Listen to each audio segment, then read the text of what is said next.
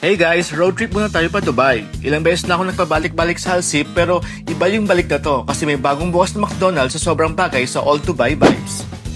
Pagdating pa lang, parang time travel agad. Yung streets, yung ilaw, yung shops, lahat heritage theme.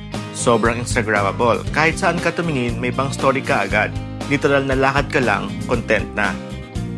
Tapos ayun, kita ko na siya yung bagong McDo. Hindi siya mukhang typical na McDonald's, parang all Dubai house na ginawang fast food. Front pa lang, panalo na kahit likod ng shop may sariling aesthetic. Tatlong entrance parang museum vibes habang papasok ka.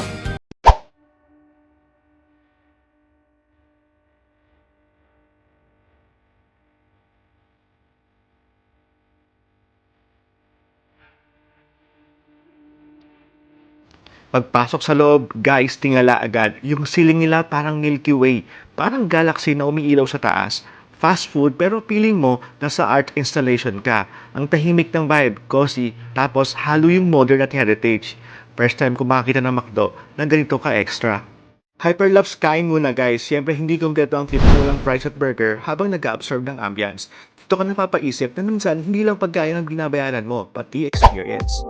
Paglabas, salubong agad yung Old Dubai scenery, dagat, hangin, tapos yung mga dough cruises na dahan-dahang dumadaan.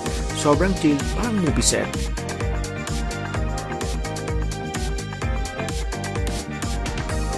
Lakarin pa natin ulit yung streets kasi andito lang din yung Starbucks na nag-trending dati.